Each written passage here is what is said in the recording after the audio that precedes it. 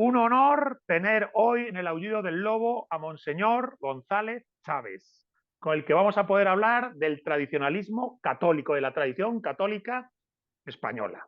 Monseñor fue ordenado sacerdote en Toledo en el año 1995. Ya tenemos con él una conexión. Bien sabéis que nosotros somos toledanos.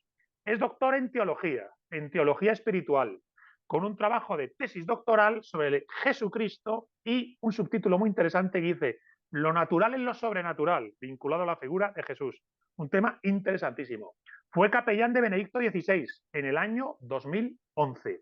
Es estudioso de la figura de Santa Teresa de Jesús, de la vida conventual. Está preparando, si no me equivoco, o ha preparado ya un trabajo sobre, lo tengo por aquí, don Marcelo. Exacto, don Marcelo, en la Catedral de Toledo, vinculado a la ciudad de Toledo. Y en general, bueno, pues yo creo que lo importante para nosotros es que nos parece un representante emérito de un catolicismo hispánico, de un catolicismo español, que bien está reivindicarse en los tiempos que corren en gran medida para confrontar la decadencia y degeneración de los tiempos que corren. Entonces, bienvenido, monseñor, un placer tenerla en el Aullido del Lobo. Todo mío. Dos puntualizaciones iniciales Claro, sí, brevísimas. sí, claro. Usted se ha empeñado santamente en que mi tesis doctoral es sobre Jesucristo. Efectivamente, todo lo que hago es Jesucristo, pero es Santa Maravillas de Jesús, una gran santa carmelita contemporánea, Oh, muerta vaya, en el año perdón. 74, pero es sobre Jesucristo. Muy bien. Y Bueno, pues luego, entonces la referencia la recibí mal. Yo la recibí simplemente maravillas de Jesús, naturalidad en lo sobrenatural. claro, Pero bueno, maravillas, error, ya está. es que no es su nombre, Maravillas de Jesús, es que es el nombre Ah, Maravillas, claro, pero claro. pero todo está bien. Y Ignorancia mía, ignorancia mía. perfecto, no, una docta ignorancia, porque todo es Jesucristo al final. Y luego el trabajo sobre don Marcelo, en realidad es una biografía que hemos confeccionado entre tres. El autor principal es el secretario del cardenal, don Santiago Calvo, fue su secretario 40 años, y va a aparecer, si Dios quiere, pronto en Homo Legends, en 2 volúmenes, Qué porque es bien, una qué biografía bien, monumental. Y dicho qué bien. esto, yo estoy a tiro de su ametralladora, a su entera disposición. Venga, pues vamos con ello. Perdone el tema, No, sabía lo de don Marcelo encantado. y el caso es que el título, cuando leí el título de la tesis doctoral, por mi propia formación filosófica, histórica, me gustó eso de lo natural y lo sobrenatural, ese engarce y la figura de Jesús, pero es verdad que es sobre Santa Maravillas de Jesús. Entonces entiendo la corrección, pido disculpas, pero vamos a lo importante, que es esta conversación en la que creo que hay cosas que podemos desgranar muy sabrosas. Lo primero que quería comentarle, y lo hablé en su momento con usted por teléfono, es la idea del Sagrado Corazón y España. El significado histórico, simbólico y espiritual a día de hoy olvidado mayormente del Sagrado Corazón y España. Aunque sea brevemente, explíquenoslo, que no es cuestión menor. Bueno, a día de hoy olvidado, está teniendo algunos rescates, pero a mi modo de ver no correctamente enfocados. No quiere decir positivamente mal enfocados, pero está teniendo algunos rescates como tantas cosas hoy a nivel pastoral, más aún de un punto de vista o con una apoyatura sensible que teológica, histórica. Hay un maridaje innegable, claro, entre el corazón de Jesús y la Eucaristía, porque es la misma cosa, es la presencia viva del Jesús perfecto hombre y Dios perfecto, pero no hay que olvidar que la identificación es también insoslayable entre el corazón de Jesús y Cristo Rey. O sea, Jesús desea someter todo y a todos al dulce imperio de su amor, no al dominio despótico de su tiranía, no, ni a la imposición de sus leyes, sino que todo se someta al imperio, al reinado del amor de Cristo. No solo los individuos, sino las sociedades. Esto que antes se ponía muy evidentemente de manifiesto en la misa, en la liturgia toda de Cristo Rey, cuando en la liturgia tradicional de siempre es el último domingo de octubre, después en la última reforma se cambió al último domingo o penúltimo según de noviembre, pues ahora se ha hecho obviedad de ello y entonces Cristo que ha de reinar en los corazones, sí, todo eso está muy bien, pero es que Él reinará hasta que Dios haga de sus enemigos escabel de sus pies. Entonces ha de reinar también y quiere reinar en las familias, en las naciones, en las instituciones de cualquier índole. Y esto de que se dice hoy también, porque es un tiempo el nuestro muy ayuno de formación doctrinal, teológica, no solo en los fieles, sino en los que tendrían que dar esa doctrina, esto de que se diga Dios ama a todos igual, no solamente es una inexactitud palmaria, sino que es una necedad, porque Dios ama a todos como le da la real gana, que es como Dios hace las cosas, libérrimamente. Entonces Dios ama porque bonum est diffusivum sui, porque Dios no puede no amar como el fuego no puede no quemar, pero Dios ama a cada uno en el grado que a él le complace y ninguno es agraviado por eso. Como yo voy a pensar que me ama como a San Francisco de Asís o a Santa Teresa de Jesús. Pero Claro. estoy contentísimo con lo que Dios me ama, porque me ama lo que yo necesito que me ame. Entonces eso se aplica también a las colectividades y a las naciones. Y no es chauvinismo barato el decir que Dios ha amado con predilección a España, porque la ha escogido para destinos muy altos, muy nobles, muy limpios, muy santos, y la ha escogido pues para ser lo que tantas veces hemos oído y que pueden convertirse al final en frases manidas si no las llenamos de contenido. España, unidad de destino, España, centinela de Occidente, y el hombre en España, especialmente en todo lugar, el español, de una manera muy a fortiori, portador de los valores eternos a los que le empuja esa España que ha descubierto mundos nuevos para Cristo, que ha hecho la hazaña más impresionante que ha visto la historia de todos los siglos. Esto significa por parte de Dios nuestro Señor un amor muy especial a un colectivo, así como amó a Francia para que fuese la primogénita de la Iglesia. Así ha amado especialísimamente a España para que esa Iglesia, su cuerpo místico y sociedad perfecta, se extienda a todo el mundo. Entonces, este amor se ha expresado, como digo, en eso, en que ha dado a España la vocación de evangelizadora más que a ninguna otra nación y, por tanto, de civilizadora, de culturizadora. Después, la caricia de que España sea la tierra de María es un signo también de predilección de Dios nuestro Señor. Que en España se hayan dado las persecuciones de cristianos más grandes y más frecuentes, porque en España ha habido la época martirial romana, después la época martirial musulmana y después la época martirial comunista. A esta última hora se le llama los mártires del siglo XX. Yo no sé a quién mató el siglo XX, porque cuando los romanos y los musulmanes no decimos del siglo III ni del siglo VI.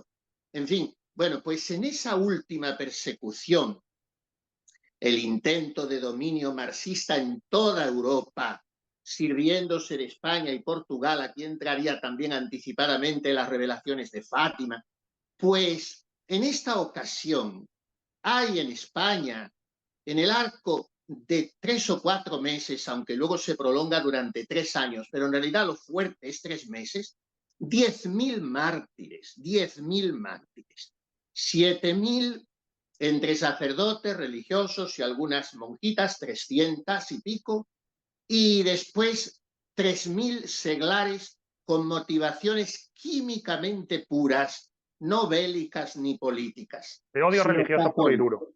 católicas, por padres de familia, por una joven que quiere conservar su virginidad frente a unos milicianos que quieren abusar de ella, en fin, 1.000 casos. Entonces, 10.000 mártires. Ahora viene este dato.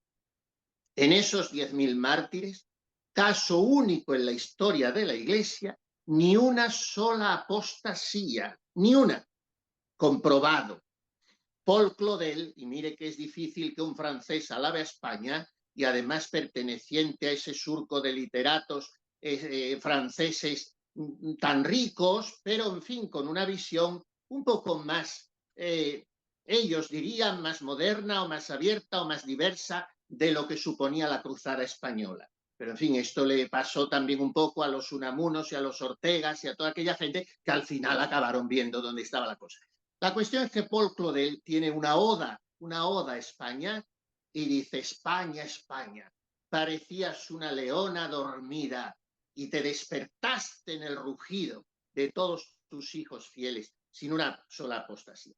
España evangelizadora, España centinela de Occidente, España tierra de María, España lugar de cultura muy rica, de arte, de universidades, pensemos en Salamanca, en Alcalá, en los teólogos de Trento, por eso esto hace decir a don Marcelino Menéndez Pelayo, España luz de Trento, martillo de herejes. No es una frase poética, una expresión bonita, es que estuvieron los Laínez, los Salmerón, los Suárez, los Báñez, los Mancio de Corpus Christi, en fin, una pléyade de teólogos impresionantes que hicieron que en Trento e incluso después a finales del siglo XIX en el Concilio Vaticano I el episcopado español rayase como el más alto del mundo.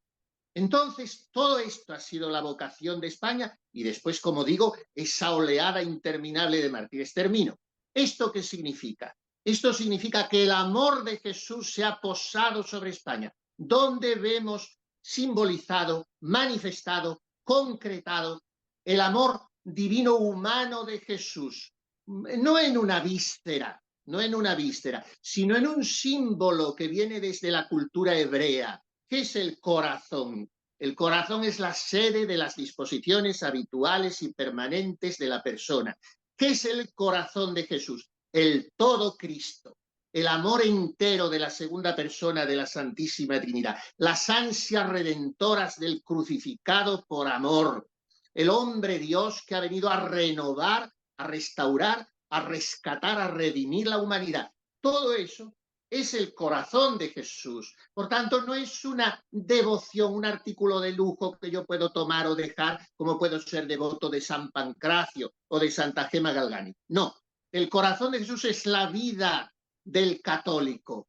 Y por tanto, España, nación católica, porque si no, no es España, es propiedad, es joya especial del corazón de Jesús. Después, si quiere, hablamos de las consagraciones, de los reyes, de los enfrentamientos, de visiones de unos y de otros, pero fíjese está que consagrada al corazón de Jesús. ha planteado muchas cosas. Entonces, por un poco sintetizar, fijémonos que lo primero que ha sido muy interesante, ha hablado del amor de Dios a través del dulce amor de Cristo, pretende imperio universal. Un imperio universal del dulce amor de Cristo para todos. Y ese amor no es igual para todos, pero siempre es suficiente. O sea, nadie está en carencia de amor de Dios. Y a cada uno ama como debe amar. Se podría decir que en todos, pueblos, hombres, mujeres, naciones y pueblos, hay una manera justa y suficiente de recibir esa gracia divina, ese dulce amor de Dios a través de la figura de Cristo y para ese imperio universal que es del dulce amor de Cristo. Ojo, esto ya es muy interesante. O sea, hasta aquí hay ya un planteamiento teológico valiosísimo. Claro, esto lo llevamos ya al ámbito concreto de España y fijémonos que ha señalado cómo en España habría habido un amor especial de Dios a este pueblo, a esta nación, a este proyecto de civilización, y así habría tenido una serie de, por decirlo así, labores casi providenciales, de misión histórica. España evangelizadora, martillo de herejes, luz de Trento. Claro, esto nos acerca a una idea fundamental, y es que a día de hoy España se mueve casi en las antípodas de su destino, entre comillas, espiritual. Si hubo un amor de Dios para España, conforme a un proyecto y una idea de civilización y de nación, e incluso antropológico, de qué cosa es ser hombre, bien, justo a día de hoy parecería que hemos roto de manera unilateral con ello para crear otra cosa, que se movería en las antípodas de dicha España tradicional. Claro, no puedes evitar plantearte aquí, vaya, ¿cómo confrontamos, si entendemos España desde las coordenadas de la tradición y más de la tradición católica, del Sagrado Corazón de Jesús, cómo confrontamos los tiempos que corren y los carriles por los que discurre a día de hoy España? Y por último, simplemente por subrayar, creo que merece la pena subrayar que no hubo una sola apostasía. Eso hay que decirlo. No hubo una sola apostasía. Que quede, que conste en acta, ni una sola. Simplemente merece la pena subrayarlo. Porque a lo mejor en subrayar eso te puede venir un eco de cuál a lo mejor es la vocación profunda y honda de esa España, entre comillas, del corazón de Jesús. Pero claro, la cuestión que yo le estaba planteando entonces era, vaya, si desde estas coordenadas de la tradición católica podemos entender el proceso histórico de España a pesar de sus luces y sombras, de sus aciertos y desaciertos, que los hay obviamente, el problema es que a día de hoy discurrimos por unos carriles no ya diferentes, diría directamente contrarios. Bueno, la recapitulación ha sido perfecta. Muchas gracias. Ahora yo saco un corolario, trato de sacarlo a lo que usted está apuntando, que es absolutamente lógico. ¿Qué pasa hoy? Entonces, con esa predilección del ¿Qué corazón de hacemos Jesús, ahora? ¿Qué ¿qué hacemos ahora? pasa hoy si en los mártires de nuestra cruzada de liberación no hubo ni una sola apostasía entre 10.000 y ahora España está sumida en una apostasía vergonzosa, social y colectiva? Empezando por su gobierno, siguiendo por todas las capas del pueblo, desgraciadamente, porque es una España suicida, desnortada, anestesiada y caótica, porque se ha olvidado de Dios. Entonces, ¿qué pasa? Hay dos momentos muy importantes en España respecto de esta devoción. El primero privado, se puede creer o no, pero en fin, a un joven jesuita recién ordenado a principios del siglo XVIII en Valladolid, hoy beato, padre Bernardo de Hoyos, el corazón de Jesús le revela: reinaré en España y con mucha más veneración que en otras partes. En España significaba en toda la España de ultramar también, ¿eh? Mucho cuidado. Por eso después la primera nación que será consagrada al corazón de Jesús por Moreno, aquel gran hombre que tenía enfrente toda la masonería, es Ecuador. Bueno, pues al padre Hoyos, en el año 1730 y tantos, le promete esto el corazón de Jesús. Después viene un monarca del que no era tan fácil esperarlo, como Alfonso XIII, cuyo padre Alfonso XII ya había dicho: seré católico como mis antepasados y liberal como mi siglo. Bueno, pues viene Alfonso XIII con todos los aspectos discutibles que se quiera de su reinado y decide, poniéndose de frente a su gabinete de gobierno, los romanones y todos aquellos a los que les obliga a estar presentes allí, decide consagrar solemnemente España al corazón de Jesús ante el monumento enorme que se había levantado en el Cerro de los Ángeles, destruido después como tantas cosas por los rojos y vuelto a levantar todavía mucho más grande por Franco, como tantas cosas en España, y vuelta a reconsagrar España por Franco en el año 1965, pero ya había sido consagrada por Alfonso XIII en 1919.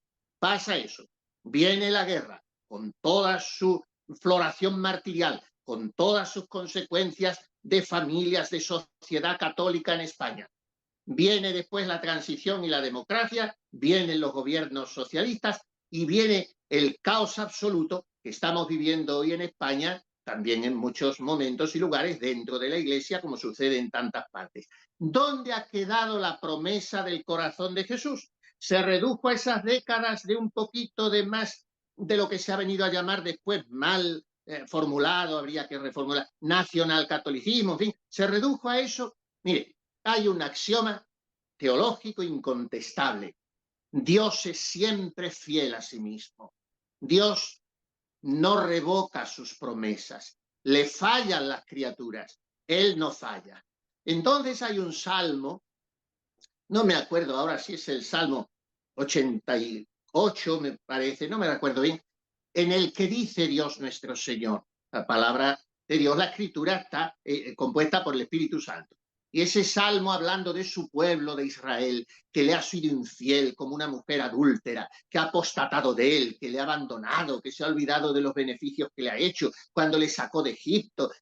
Entonces dice el Señor: castigaré con la vara sus pecados y a latigazos sus culpas, pero no les retiraré mi favor ni cambiaré mis promesas.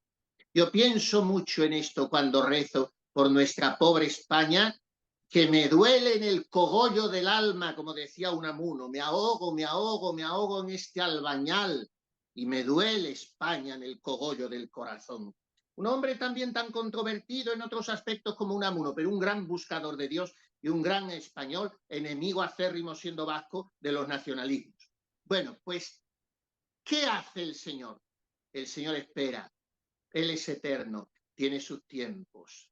Castiga también, porque eso es lo que hace un buen padre. No como dicen hoy tanto, en fin, nuestros púlpitos desgraciadamente están tan llenos de paparruchas hoy. Dios no castiga, porque es un padre bueno. Precisamente porque es un padre bueno, Dios castiga. ¿Qué es lo que hace un padre con su hijo para educarlo? Para que aprenda. Pues te has portado mal, hoy sin postre, o sin salir, o lo que sea. Dios no quiere la muerte del pecador, sino que se convierta y viva. Y Dios nos está llamando siempre. Tiene tanta paciencia que para esperarnos se ha clavado de pies y manos a un madero. Y para esperarnos, los latidos de su corazón siguen resonando, pero ese corazón está taladrado por la lanza y está coronado de espinas. Entonces, el de Dios nuestro Señor es un amor paciente. ¿Qué pasa con su promesa? Su promesa no falla. El hombre sí le falla, pero al final él reinará. Prometió a Santa Margarita María de Alacoque, aquella monjita humilde perdida, una salesa de Paray-le-Monial en Francia, y en el siglo XVII le prometió él, después de hacerle las promesas de los 9 primeros viernes de mes, pedir la fiesta del Sagrado Corazón. Ya digo, son revelaciones privadas, pero son muy refrendadas por la Iglesia y por los papas. Y dijo a Santa Margarita María: reinaré a pesar de mis enemigos y levantaré mi trono sobre las ruinas del imperio de Satanás. Hoy estamos en una sociedad, es muy dulce y muy eufemístico decir neopagana, secularizada, desacralizada. No, estamos en una sociedad satanizada. No hay más que ver a la gente por las calles. Las calles son un burdel, las mujeres van desnudas, las blasfemias, es un disparate todo. No pasa nada. No pasa nada. Decía el hermano Rafael, un monje trapense burgalés, un arquitecto guapo y socialmente hubiera tenido lo que hubiera querido, se metió monje y se murió de una diabetes terrible a los 27 años. Y decía: toda nuestra ciencia consiste en saber esperar. Saber esperar. ¿Por qué estas crisis sociales? ¿Por qué estas crisis eclesiales? ¿Por qué, Señor? Le digo yo muchas veces con una palabra que sale en los salmos, usque quo, una palabra latina. ¿Hasta cuándo, Señor? ¿Hasta cuándo? Y el Señor nos invita a esperar mirando el corazón de Jesús, que, como dice Pío XII, nunca ya por toda la eternidad en el cielo, Jesús está allí con su cuerpo por su ascensión en el cielo, ese corazón nunca dejará de palpitar con plácido e imperturbable latido. Y si ese corazón prometió que un día reinaría en España y con más veneración que en otras partes, yo estoy seguro de que lo veré o no lo veré, pero será así. Vale, pero entonces, fíjate que lo que nos has planteado vuelve a ser también muy interesante, porque desde esas coordenadas de un tradicionalismo católico español estás diciendo, ojo, efectivamente el proceso histórico de España nos ha llevado a este desastre, a esta especie de reino del anticristo, oscuridad babilónica, sombras babilónicas, ¿no? Sales a la calle y ves oscuridad babilónica, disfrazada de colorines, pero es oscuridad babilónica, donde se pierde el sentido, se pierde la salud mental, física, toda índole. Entonces, nos estás diciendo perseverar. Daría la impresión de que el mensaje que habría que trasladar ahora sería perseverar, construir una especie de fortaleza hacia adentro, donde realmente sí reine esa luz de lo alto, mientras fuera el mundo parece que avanza en una inercia ya que a priori no podemos comprender con fuerzas humanas cómo frenarla, ¿verdad? Porque lo que ocurre es que parece que nos faltarían fuerzas humanas para corregir la marcha de los tiempos. Entonces parece que lo que nos estás diciendo es perseverar, mantenerse firmes. Esa conclusión la extraería yo de mi lógica humana, apoyada en la revelación, y sería pobre. Esa conclusión nos la ofrece el mismo Jesucristo, que nos dice en el Evangelio esta palabra: impaciencia vestra, posidebitis animas vestras. Esto es maravilloso. Con vuestra paciencia poseeréis vuestras almas.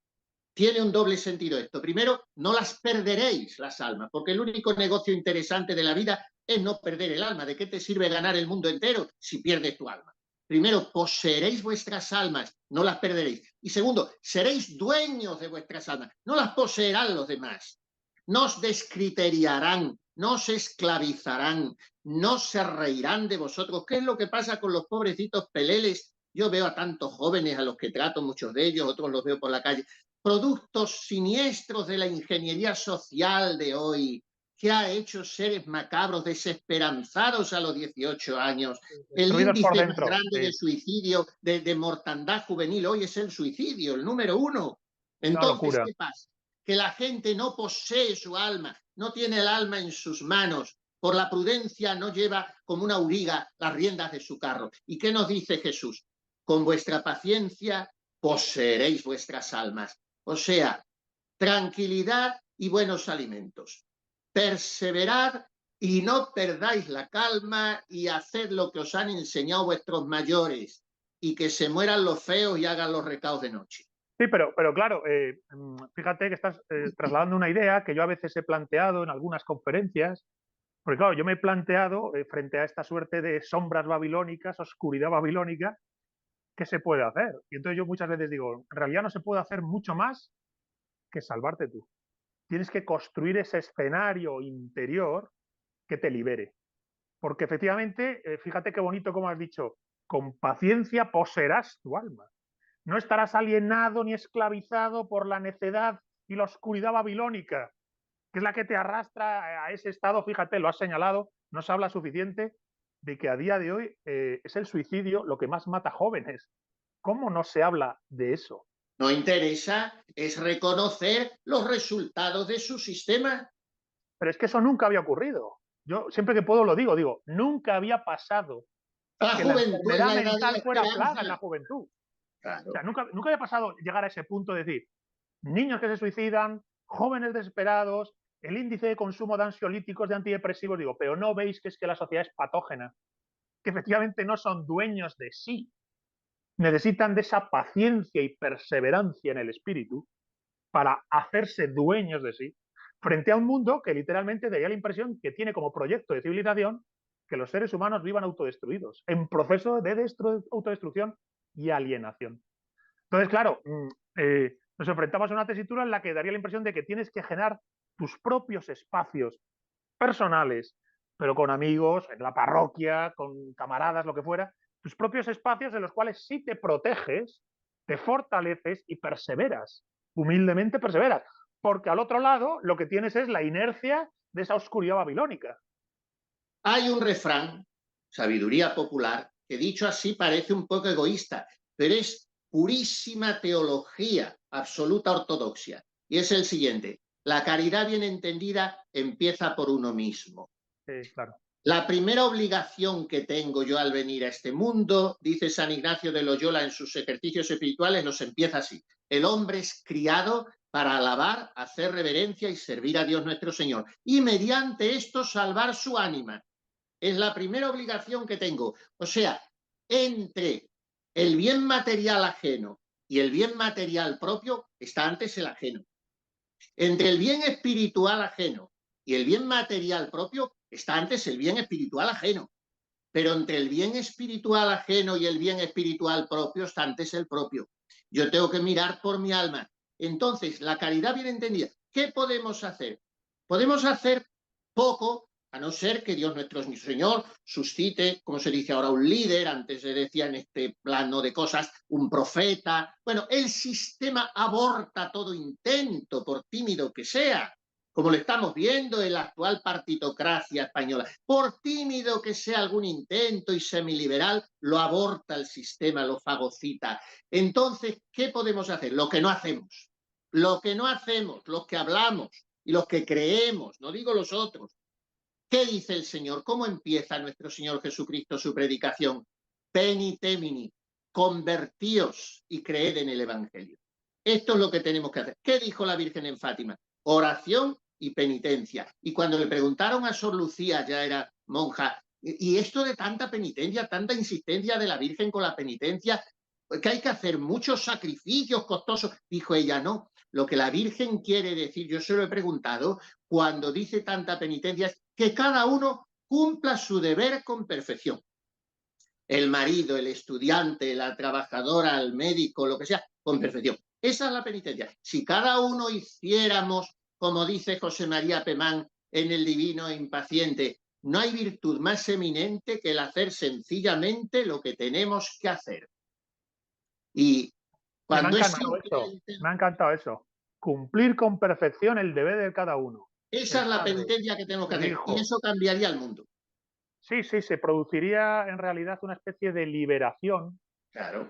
de la tentación babilónica, demoníaca, de querer ir más allá del propio No, deber que empieza. no fracasarían los matrimonios porque cumplirían sus deberes conyugales dentro y fuera de la cama. No fracasarían los matrimonios. No habría, por supuesto, los médicos no harían abortos ni eutanasia, los parlamentos no promulgarían leyes inicuas, la economía no sería una cloaca de trampas, en fin, todas las cosas. Si se cumpliera con rectitud la voluntad de Dios, pues el Claro, mundo lo que pasa funciona. que, fíjate que estás diciendo que cada uno cumpla con su deber con perfección. Claro, eso implica renunciar literalmente a nuestro ego, que es el que tiene esos deseos, esos anhelos, esas tentaciones. En ese cumplimiento del deber tienes que ser capaz de vencerte a ti mismo, literalmente. Es decir, quien te sabotea el cumplimiento del deber es un yo que llevas dentro, entre comillas, demoníaco, que siempre está pensando precisamente en esa parte, podríamos decir, de autoalienación inconsciente a través del deseo, la codicia, el apego, ¿verdad? La incapacidad de liberarte de ese yo diminuto, que es el que acaba sustituyéndonos, por decirlo de algún modo, y que yo entiendo que, claro, en ese cumplimiento del deber le vences. En ese cumplimiento del deber, hasta cierto, le sacas de la ecuación. Usted ha hablado de un enemigo, le ha puesto la palabra ego. Yo hablo de tres porque son los que aprendí en el catecismo. El mundo, el demonio y la carne. El último es el ego, la carne.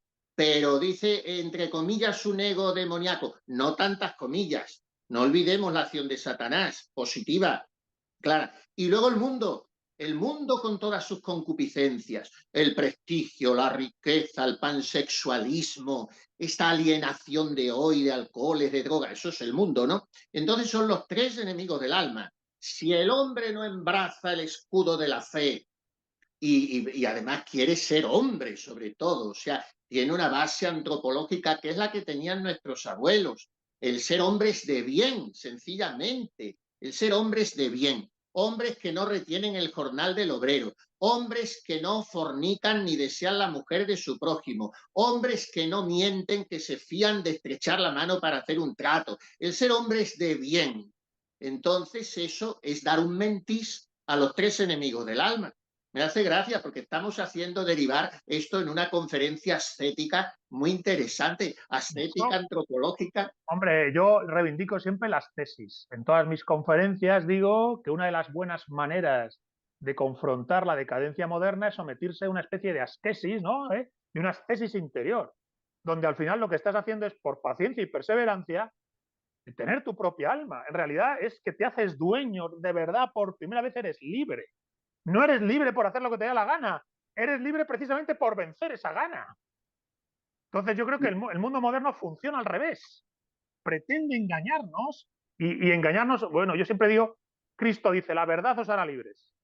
Bien, pues recordemos que Rodríguez Zapatero dijo, la libertad os hará verdaderos. Perdón, perdón. ¿Quién es ese señor?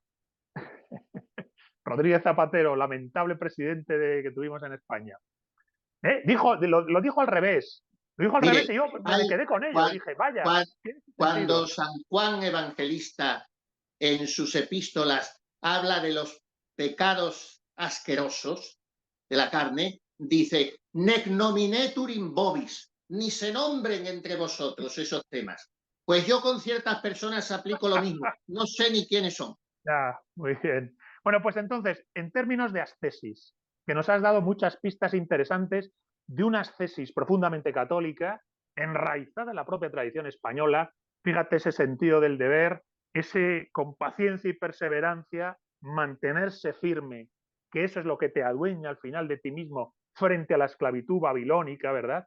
Yo te iba a preguntar en esos ámbitos de ascesis que vayamos a la tradición española y vayamos a la figura de Santa Teresa, que sé que la has trabajado, que la has estudiado, pues a lo mejor algunas claves de las herramientas de la mística teresiana y de la disciplina de Santa Teresa que pudieran utilizarse, actualizarse para esos jóvenes deslavazados que todos estamos conociendo, que tú mismo dices que tratas, que te digan jóvenes de 18 años que ya han naufragado, con 18 años, vidas naufragadas.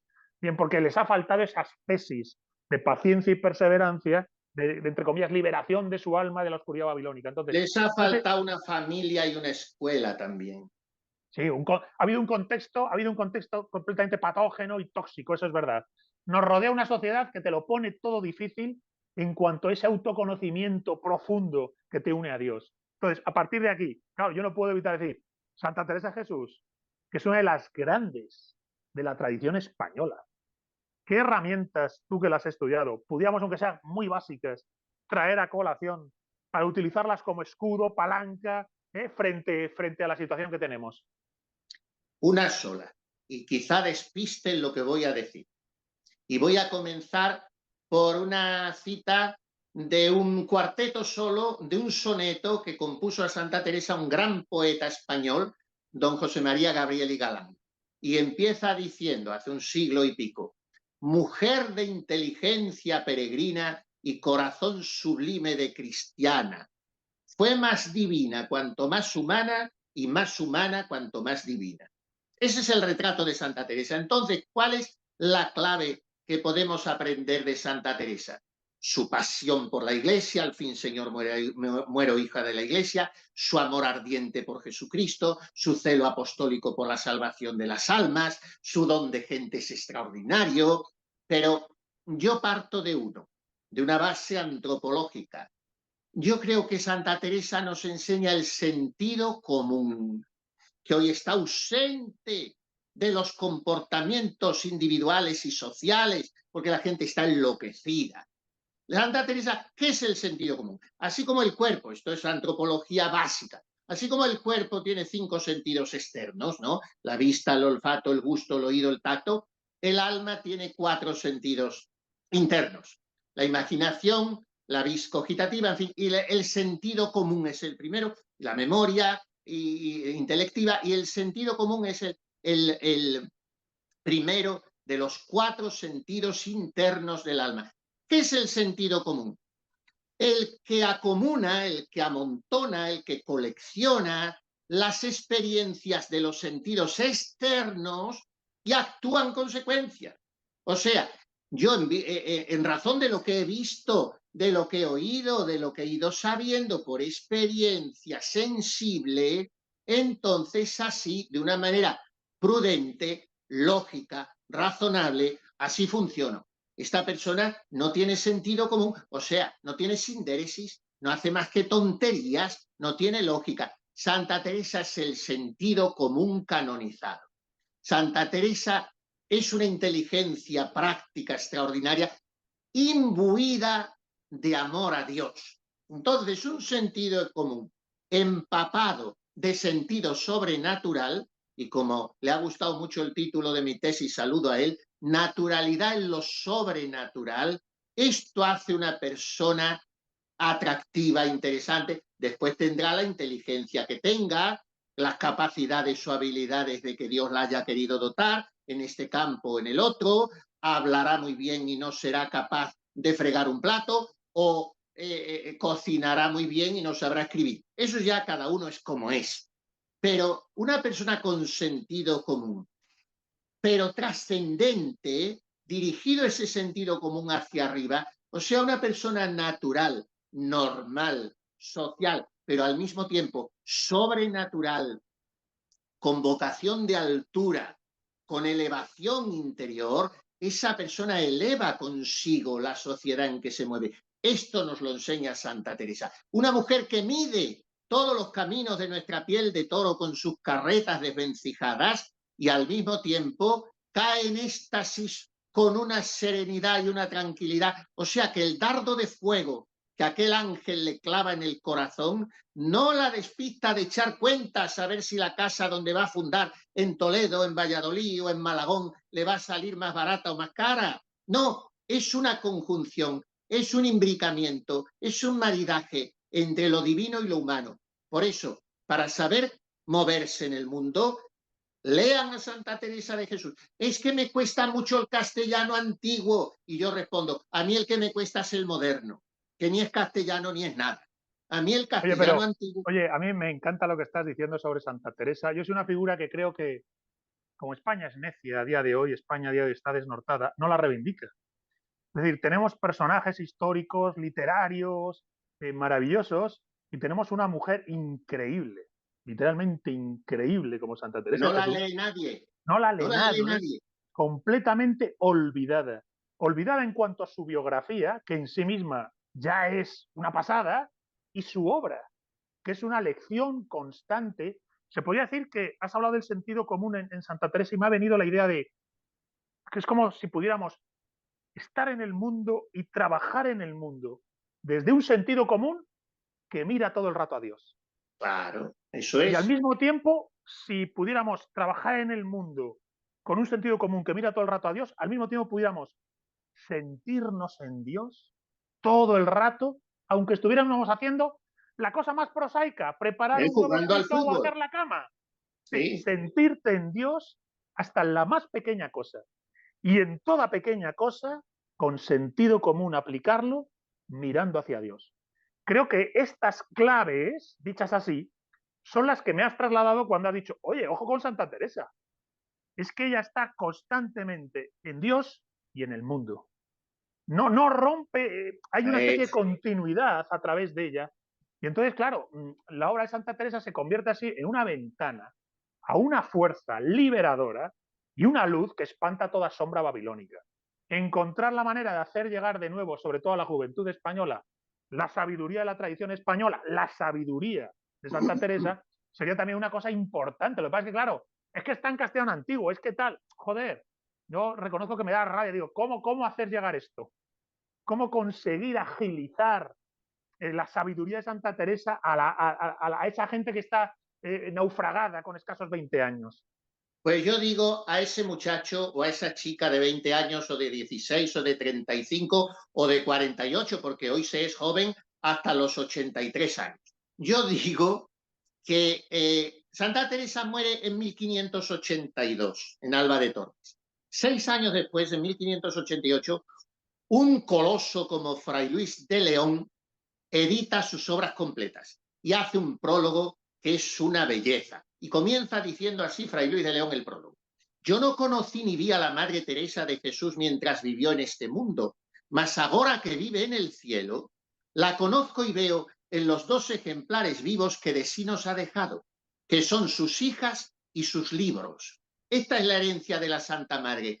Esa joven o ese joven, si tiene ocasión, vaya a visitar un convento de carmelitas descalzas que no hayan dado esos cambiazos que algunas han dado que no recuerdan mucho a Santa Teresa, pero las que la siguen recordando, que vayan en un locutorio de carmelitas descalzas, aunque apenas las veas detrás de esa doble reja que tienen en la penumbra, solamente con oírlas reír y cantar, tú dices, aquí está la verdad, yo estoy perdiendo el tiempo.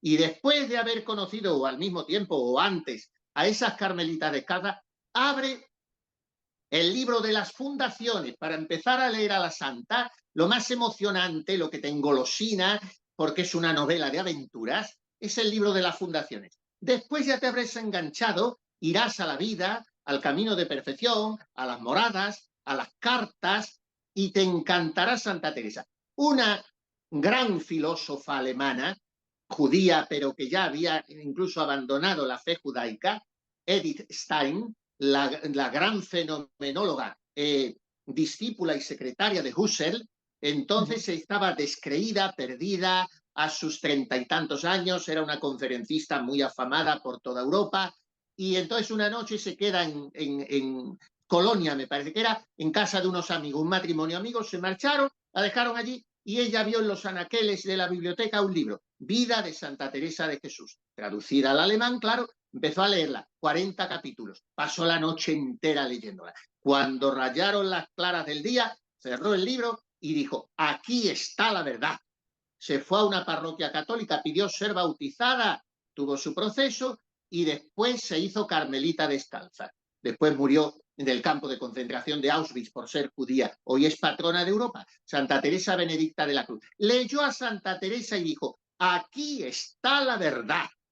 Bueno, pues yo a ese joven, o quien nos escuche, digo, que lean que lean a Santa Teresa, una carta, lo que sea. Y bueno, después de traspasar esa posible dificultad, yo no la niego del todo, de ese castellano, porque además Santa Teresa es que escribe como habla y por tanto es muy desordenada. Para mí eso es su encanto, pero hasta que se familiariza uno con ella puede ser Es espontánea, sí. muy espontánea, hace digresiones permanentes, ella nunca piensa en quedar bien, ni vuelve a releer lo que ha escrito a las 3 de la mañana, venciendo el sueño, porque no tenía otra posibilidad. En fin, en Santa Teresa todo es sugerente, y lo más sugerente de todo son las Teresas vivas que hoy siguen. Ella escribe una carta al doctor Velázquez, que era un famoso canónigo de Toledo, que fue el que la obligó a escribir las Moradas. Y era un hombre, un eclesiástico de mucho chinchín, muy influyente, pero muy de Dios, a pesar de ser canónigo. Y entonces le dice ella, mire, habría que escribir al Papa para decir que estas casas que estamos fundando son espejos de España. Eso llama Teresa a sus Carmelos. Qué Pero bonito. no a estos Carmelos que hoy vas y ves una iglesia, no, a una casumba junto a la iglesuca de Santo Tomé en la calle en Toledo, una casumba que las monjas tenían que pedir prestar a la vecina la sartén para freír una sardina porque no tenían ni sartén. Bueno, pues eso dice la santa, que hay que decirle al Papa que son espejos de España. Y hoy habría que volver a decirlo. Espejos de España no son ni los planes de pastoral en la iglesia, ni las JMJ, que también lo serán de otra manera, ni mucho menos los partidos políticos o los sistemas económicos. Espejos de España son un grupo de 8 o 10 mujeres encerradas haciendo oración y penitencia por los pecadores que no la hacemos. Esa es la obra de Teresa de Jesús. Y esa es la única verdad. Porque cuando uno esté en el punto de la muerte, no va a pensar más que en Sagrado Corazón de Jesús, en vos confío. Vaya, la verdad es que me ha impresionado todo lo que nos has comentado ahora mismo, esa carta al Papa, ¿no? Diciendo, estas pequeñas y humildes casas que estamos organizando, ¿no? De carmelitas, dice, son espejo de España. Fíjate, es que es Espejo de España. increíble cómo desconocemos en España la riqueza espiritual, histórica de nuestra trayectoria, de nuestra tradición. Y la verdad es que, bueno, yo me voy a quedar con esta idea de a quien vea este vídeo, de todo lo que hemos comentado, con sus distintos ángulos y planteamientos, subrayar frente a esa oscuridad babilónica, volver a la obra de Santa Teresa y esa idea de sentido común mirando a Dios y mirar a Dios hasta en la más pequeña cosa. No es como si fuera, se cierra un círculo Entre perfecto. los pucheros anda el Señor. Esa frase de Teresa lo dice todo. Entender que si es en la cocina, entre los pucheros anda el Señor. No hace falta que te vayas a la iglesia. Ahí. Pero fíjate que eso también tiene que ver con lo que nos has dicho de lo que hagas, hacerlo con sentido del deber y perfección. Hasta hacer el puchero o hacer la cama. Hasta la más pequeña cosa puedes estar en presencia de Dios. Cuentan de un santo sacerdote esta frase que me gusta mucho decir. Era tan santo, que celebraba bien la misa y cerraba bien la puerta. Bueno, monseñor, pues muchísimas gracias. Creo que ha sido una conversación muy interesante. Creo que aquí hay buenas perlas para quien quiera escuchar este aullido y ojalá se animen a buscar la obra de Santa Teresa de Jesús, leer esos libros, leer esas fundaciones, leer las moradas, el castillo de las moradas interiores. Y bueno, pues muchísimas gracias. Un placer. Muchas gracias. Usted está haciendo una gran labor. Felicidades. Todo lo que sea propagar los trascendentales que convergen, que son la unidad, la verdad, el bien y la belleza, eso es hacer una gran labor porque eso es anunciar al final a Dios, la belleza de Dios. Así que usted está haciendo una gran labor. Yo le doy las gracias también por haberme invitado, por el trabajo que hace y por invitarme a mí. Y como soy sacerdote, a quien vea el vídeo, yo con mucho gusto termino, a usted el primero y a todos, dándoles la bendición in nomine Patris et Filii et Spiritus Sancti. Amén. Muchas gracias.